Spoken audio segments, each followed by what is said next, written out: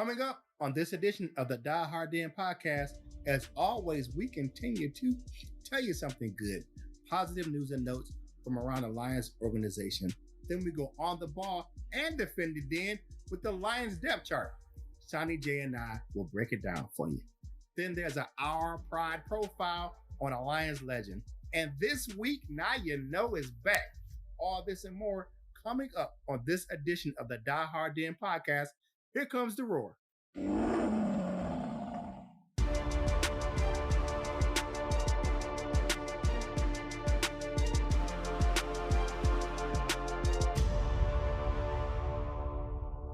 What up, though?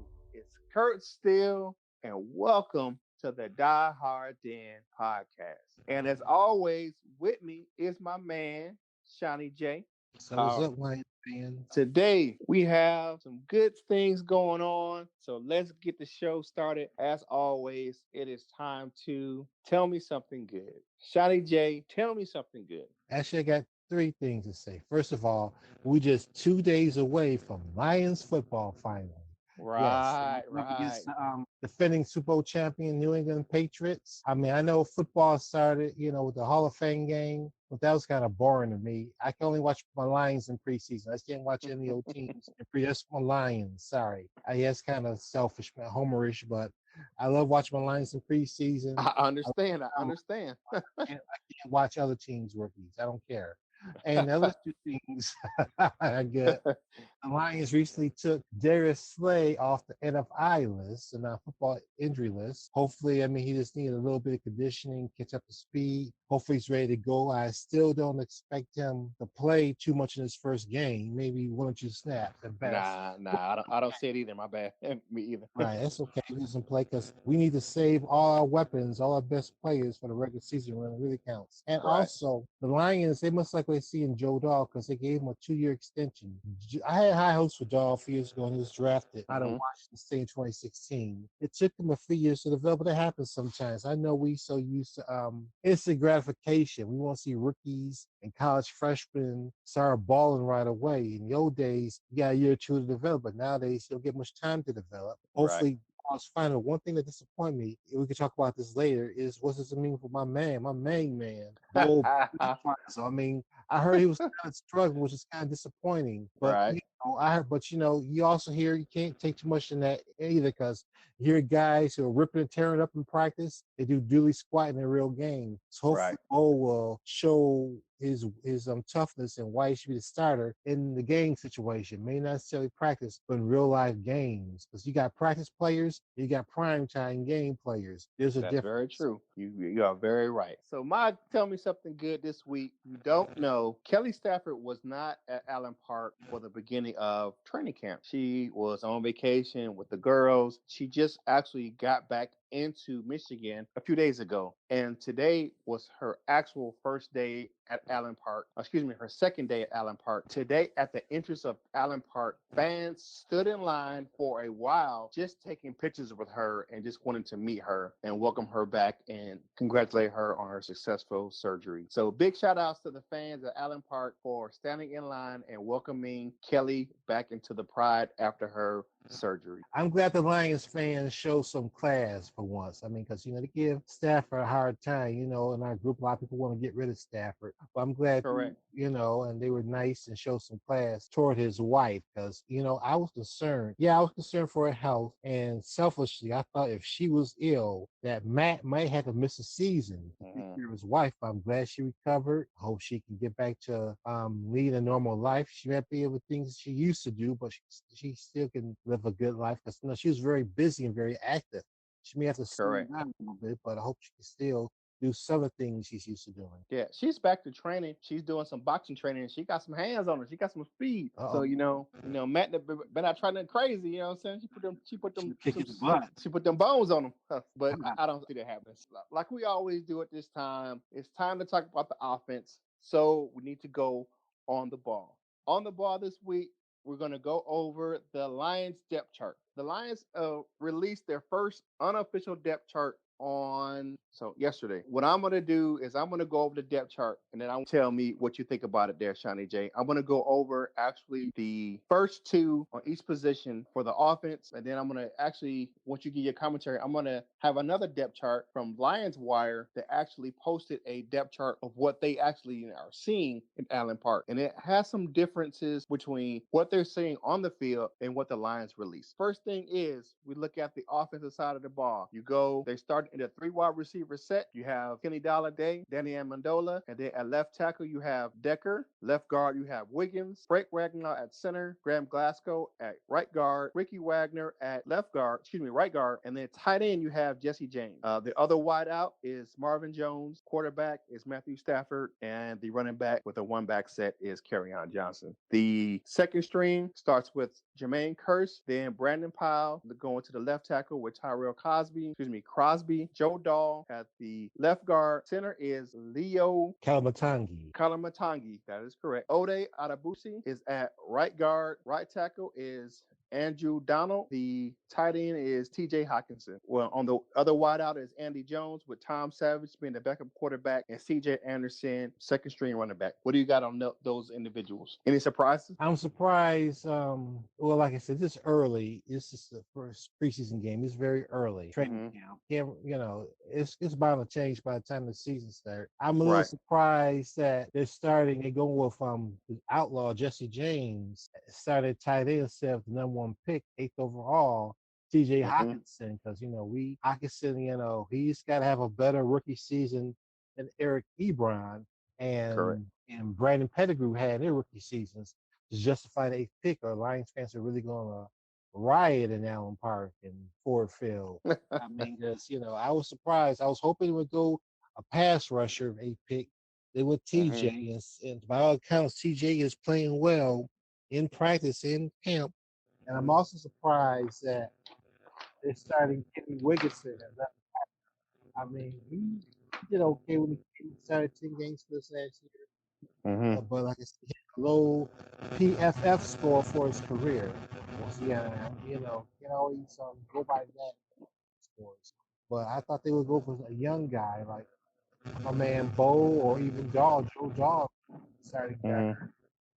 Comfortable with Wiggins being one of your starting guards for a whole season. Okay, I get you.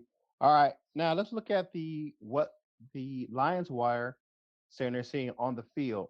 Now, what they're seeing on the field is Marvin Jones, TJ Hawkinson, Rick Wagner, Graham Glasgow, Frank Ragnow, Kenny Wiggins, Taylor Decker, Danny Amendola, and Kenny Galladay. So the big switch is what they're seeing on the ground in camp is Hawkinson is actually the first string tight end and Jesse James is the backup, which I can see that. They said he's catching everything they're throwing at him. They said he's making some outstanding catches. They actually said he's not only was he torching the Lions secondary, but now he's torching the Patriots secondary. So it's good news. See him do it in the game though this Thursday. Yeah, hopefully we can see him out there for a couple of series on Thursday night.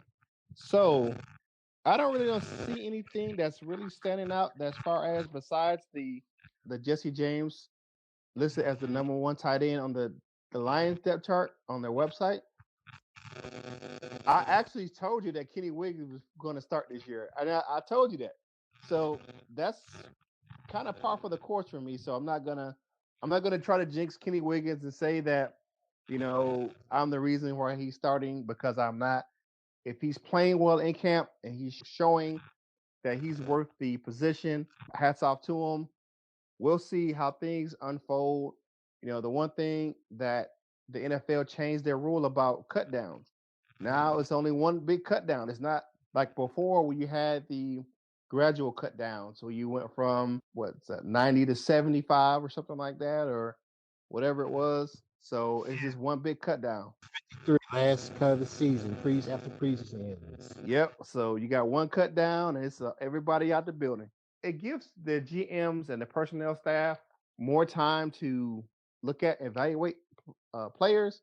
However, for some of those veterans, it kind of hampers them as far as catching on with another team as well. You know what I'm saying? Yeah, there's some pros and cons to it, but Right. I guess if everybody's on the same page, if a veteran gets cut, not because he can't play anymore, but for salary cap reasons, and Right. everybody know he's out there, and they will put their claim and get him. But I hear what you're saying. It doesn't make sense if he gets Hmm. cut. The first cut, it used to be two cuts. After the second game or third game, wherever it was. I don't Hmm. think it. So I think because if a veteran gets cut, he can still play. They know he's available. So, but it's going to be a lot more people on the streets at one time than was before. So it's going to be interesting. But we'll see what happens. That makes it a train wreck when it comes to those free agents. I hear what you're saying. All right. So we tackled the offense. Now it's time to defend it then. And now let's go over the defensive depth chart. On the Lions website, I have one thing that stands out. So let's take a look at it. On the starting defensive line, you have Trey Flowers, you have Snacks Harrison, Ashawn Robinson. Then you got Romeo Okara. You got Devon Kennard. Middle linebacker is Jarrett Davis with Christian Jones playing the other outside linebacker. Darius Slay, of course, with the one corner. Other outside corner listed as Justin Coleman with Quandre Diggs and Tracy Walker rounding out the defense. Their second string on the Lions website, you got Han, Atkins, then Mike Daniels, Eric Lee, Jalen Reeves Maben, Jelani Tavai, Stephen Longa, Rashawn Melvin. Keys Tabor is the other outside corner, and the two backup safeties is Tavon Wilson and Andrew Adams. What surprises do you see for that group of individuals there, my man Shawnee J? I think eventually Mike Daniels is going to start in the middle along with Snacks because you don't sign Right, a guy to a 1 year, $9 million contract to be a right, backup. I think correct, he's going to start, even though all the way Patricia loves to rotate linemen, he's not going to play every single down. They'll get the guys fresh. You're gonna rotate Snacks and Daniels along with Shanahan and Robinson, the Bama boys. So y'all gonna get plenty of time. So it's right. almost like kind of 1A, 1B, 1C, 1D because y'all gonna get equal Hmm. time. We like to keep them all fresh and wear down opposing offensive lines. You also mentioned the backups. The first, I'm surprised I didn't hear Will Harris. I mean, he was a third round pick. He was a pick that we had to trade Bonte away for. I was waiting to see who we would get. So he was mentioned. He must be buried on the depth chart too. I was kind of surprised to hear his name not being called. Looking at the official depth chart, he's listed as really the fourth safety. Wow.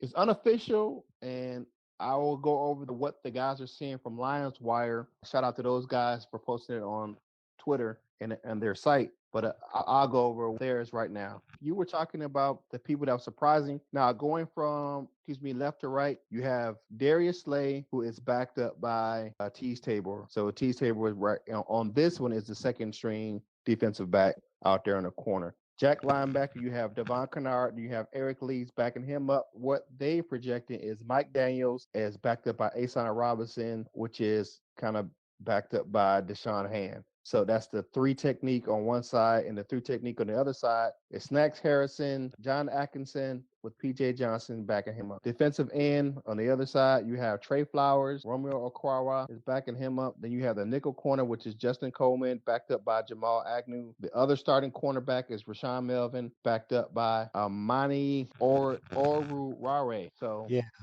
your safeties are Tracy Walker, for a slot safety, and your single high safety, which is Quandre Diggs. Strong safety is Tavon Wilson. Will Harris is backing up the strong safety position. Adams is backing up Diggs, and CJ Moore is backing up Tavon Wilson at that slot safety position. They play that kind of hybrid 3-4, 4-3 defense for Matt Patricia. I'm not surprised to see they having Mike Daniels on the depth chart as starting with Snacks Harrison. That's, like you said, what you see on the official depth chart, and then what they're actually seeing out there in the practice field is two totally different things. However, you still have Snacks is still on the shelf, hasn't played yet. He's still on the NFI list doing conditioning. Mike Daniels is actually still on the list because he's out there in a shell in a t-shirt and shorts, but I don't think he's put on pads yet. defensive depth chart and what they're actually seeing in Allen Park, I think that's kind of par for the course. Of course, the Matt Prater and Sam Martin and those guys, that battery for the special teams, it's all in place. You have the one guy, Santoso. He's trying to unseat Sam Martin, but I don't think that's going to happen. Sam Martin is too big of a part of the special teams. Not only does he is an outstanding punter, but he's also the backup kicker. Plus, he's the holder. Yes. I don't see him losing that position. Big shout out to Lions Wire again for posting their what they're seeing depth chart online. I got it off Twitter, so go and check those guys out. I believe they have a Facebook page as well. Lions Wire, big shout out again. So now it's time for 2 points conversing. 2 points conversing. Now let's talk about Joe Dahl. Joe Dahl got the contract. They say actually he is making waves to be a potential starter. What do you think about if Joe Dahl starts over Kenny Wiggins? You know what? It would make perfect sense. Once again, Joe Dahl, the former 5th-round pick out of Washington State in 2016. I had high hopes a few years ago. I thought he'd be a starter by now. A lot of fans in our group. Yeah, it took him a little while. I mean, I remember reading an article a couple years ago saying that he basically had to learn how to play in the NFL. I mean, play the positions, because I guess he came from a pass happy offense in Washington State, but he wasn't a great running back. But like you said, he hit the weight room, he got bigger, he got stronger, and he still kept his footwork to be a pass rusher because a true well-run offensive lineman, I don't care, center, guard, or tackle, has to be able to play the run and the pass, action. You want to protect your franchise quarterback, but you also got open holes for running backs. So he's gotten strong, a little weight. He came in about 295 was his rookie weight.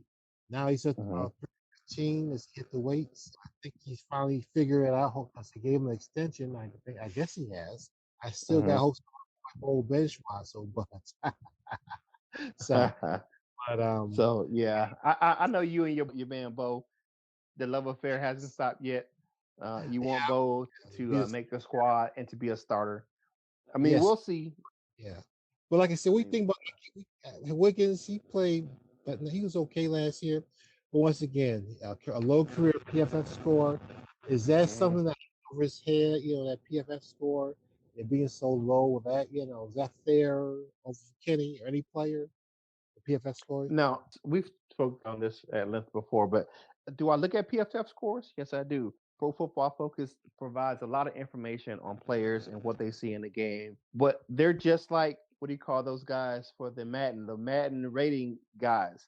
They're seeing stuff, and but not a lot of those individuals that are doing those analytics and those jobs actually play the game.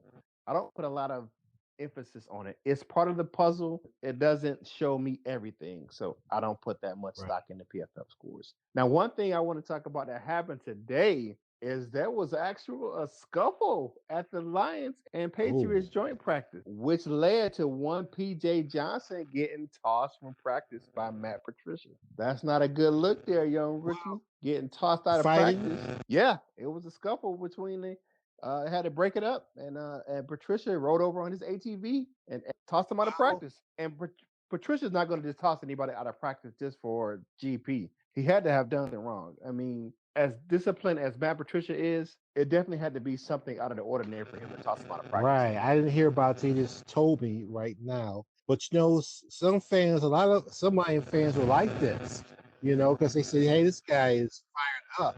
I mean, he's a player. Push off. He's trying to make the team. He's young. He's hungry. He got into a fight. A lot of fans like this kind of thing. That's true because it shows fire.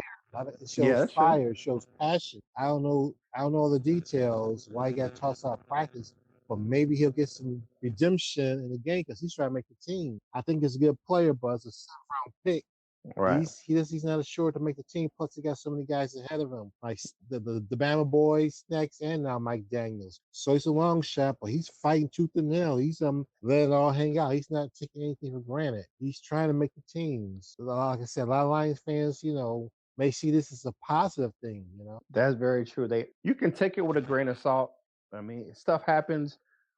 It's happens more often than not during the joint practices, just because of the individuals. They don't know each other. When you going against the same guy every day in practice with your own team, that's one thing. But you don't know a guy that's across from you, and you might think a guy's taking a cheap shot, or you may not like the way he's practicing. If you think he's going too hard, or maybe trying to hurt you, endanger your career. So it's one thing to play hard in practice, but it's another thing to be playing reckless. So something had to happen where this young fella took offense to what someone did from the Patriots, got tossed to practice. Hopefully, it wasn't something he did to get himself tough out of practice. So hopefully he didn't take a cheap shot at one of the Patriots. But something happened. The joint practice has been good. One thing I did not like to see is the traveling caravan with the Patriots.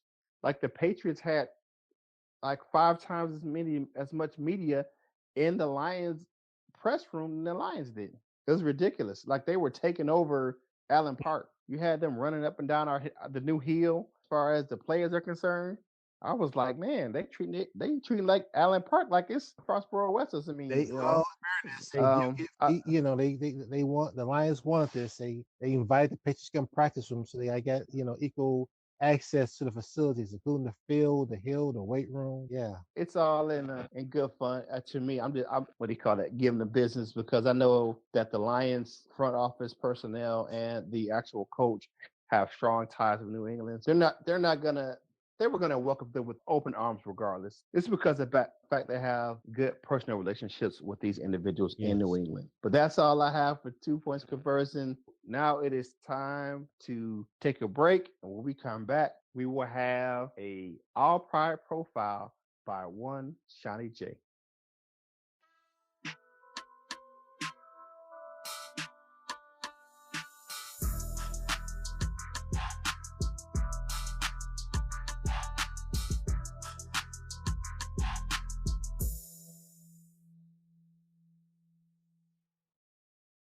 We're back from break. Seany J, my man, you always do it this time every week. It is time for your All Pride profile. Who you got for the fans this week? Today, I'd like to profile a longtime Lions great from fan favorite and Hall of Famer, the supernatural himself, Mr. Lim Barney. Lim Barney was the Lions' second-round pick in the 1967 draft out of Jackson State University. He was Rookie of the Year. He led the NFL with 10 interceptions, and ironically, he is the number one pick that year. And teammate Melfar won the Offensive Player of the Year, and both the Offensive Rookie of the Year and Defensive Rookie of the Year at the same time, same year. I don't know how the Lions missed the Super Bowl that year. They had those awesome players, but they should have won the Super Bowl that year. They had those two guys. Anyway, his first interception came in the very first game, Super Bowl champion Bart Starr, where he jumped the route, rolled over the ground, and returned his first interception for a touchdown against the great Hall of Famer Bart Starr. Lim was a 7-time Pro Bowl player. He was all pro 2 times in his career. He has 56 career interceptions, which is second on the list behind the great Dick LeBeau, who made you a profile on next. He retired in 1977 with the Lions. He played all 11 seasons with the Lions and going up to 1977. Even after retirement, Lim still lives in Michigan. He's been a big part of the community. He had a couple of high-profile jobs, and unfortunately lost. He was a longtime PR guy for Michigan, the former gas company in Michigan, but he lost under controversial circumstances when he got caught with drug paraphernalia in his car when he crashed on the freeway in Detroit. And he worked for the DMC in a PR role. However, he also kind of lost that job controversially due to age discrimination. And he sued DMC, and I can't find the results, but I hope he won his suit or they settled. He got some money because he deserves it. Yeah, one thing, and he also says something where he says if he knew about the effects of long-term effects of football, damage to the brain and the career, he would have done something else. Was he never played football if he knew about the long-term effects? Because I think at age 73, almost 74, Lim is starting to feel it now. Yes, he had a wonderful life after football. He has some high profile gigs. He did some preseason telecasts for the Lions in the past. He did some football games for BET in the past. HBC career. Right. But I think he's now starting to feel the effects of his career. Physically. So he wishes he never played. He has regrets, even despite all as good as football's been to him. But I guess he's paying the price now. But hands off to the supernatural. I hope he gets his life together physically. Hope he can live pain free as possible because he's one of my favorite all time Lions.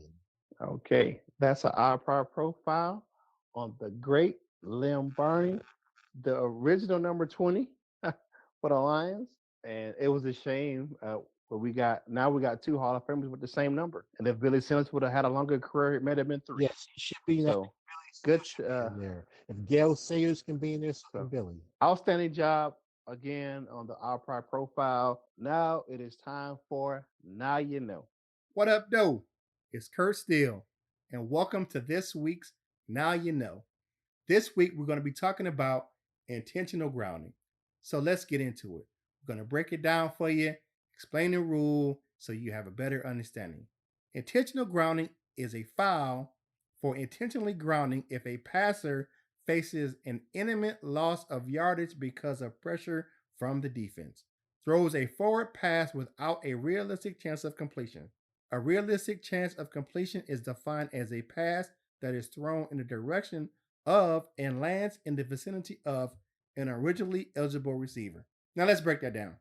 This means if the quarterback is about to get sacked or tackled behind the line of scrimmage, they have to throw the ball near a wide receiver, running back, or tight end, or an offensive lineman who has declared as an eligible receiver to the referee that has a good shot of catching the ball. Doesn't mean they have to catch the ball, but a good shot at it. So you can't just throw it like 15 yards behind the person that's still intentional grounding. Item 1, passer or ball outside tackle position. Intentional grounding will not be called when a passer who is outside or has been outside the tackle position throws a forward pass that lands at or beyond the line of scrimmage, even if no offensive players have a realistic chance to catch the ball, including when the ball lands out of bounds, over the sideline, or out of the end zone. If the ball crosses the line of scrimmage extended beyond the sideline, there is no intentional grounding. If a loose ball leaves the bordered area by the tackles, this area no longer exists. If the ball is recovered, all intentional grounding rules apply as if the passer is outside of this area. Let's break that down. Meaning the quarterback is behind the offensive line where the play is lined up before it started. The quarterback has to be or have been outside of the left tackle or the right tackle to throw the ball away. The ball must travel past the line of scrimmage. If there isn't a player to throw it to, that's fine. But the pass has to go to the line of scrimmage. The pass can be thrown out of bounds if the player is outside of the right tackle or left tackle, or has been outside the left tackle or the right tackle. So there you go. Item 2, physical contact. Intentional grounding shall not be called if the passer initiates his passing motion toward an eligible receiver and then is significantly affected by physical contact from a defensive player that causes the pass to land in an area that is not in the direction or vicinity of an eligible receiver, or the passer is out of the pocket and his passing motion is significantly affected by physical contact from a defensive player that causes the ball to land short of the line of scrimmage. Okay, meaning if the defensive player hits the quarterback and causes a pass to be thrown short or long, intentional grounding is not called. Item number 3, stopping the clock. A player under center is permitted to stop the clock legally to save time. If immediately upon receiving the snap, he begins a continuous throwing motion and throws the ball directly to the ground. This is when the quarterback spikes the ball to stop the clock. Now, listen, the quarterback has to be under the center to spike the ball to stop the clock. They cannot be in shotgun or pistol formation when spiking the ball. That is intentional grounding if they're in shotgun or pistol formation. Item 4, delayed spike. A passer, after delaying his passing action for strategic purposes, is prohibited from throwing the ball to the ground in front of him, even though there is no pressure from defensive rushers. This means you have to spike the ball immediately. You cannot fake a spike and then spike the ball. That is intentional grounding. Moving on. Now let's talk about what the penalty is for intentional grounding. One is a loss of down and 10 yards from their previous spot, or loss of down at the spot of the foul. Or if the passer is in the end zone, it is a safety. So you cannot intentionally ground the ball, definitely in the end zone, it is a safety. If it is done within the last minute of either half, there is a 10-second runoff for this penalty. The only way you can stop that if you have a timeout. But a 10-second runoff happens if you continuously ground the ball within the last minute of either half. Note, if the foul occurs less than 10 yards behind a line of scrimmage, but more than half the distance to the goal line, the ball is placed at the spot of the pass. There you go. Intentional grounding, broken down. Hopefully you can understand it. If you don't know, now you know about intentional grounding, like my man Biggie Smalls, baby. Now let's get back to the Die Hard Den podcast. Now it's time to get on out of here. Seany J, tell the people how they can find you on social media. Just look on Facebook for Sean Jennings. You'll be sure to find me. And, you're welcome to join our Lions group. I'm always updating and keeping all the Lions fans, You can find Sean Jennings. He's an administrator over at Detroit Lions Truest Fans on Facebook. I am at Curtis Steele 14 on Twitter and Instagram. That's CurtisSteele14. You can find me in the Detroit Lions Diehards Facebook page, as well as the Truest Fans and several other Lions fan Facebook pages out there in Facebook land. We appreciate you listening to our podcast this week. We will be back next week. We'll be going over next week the actual preseason game, what we saw from the Lions and Patriots game. For my man, Seany J, this is Kurt Steele, and we will see you next time.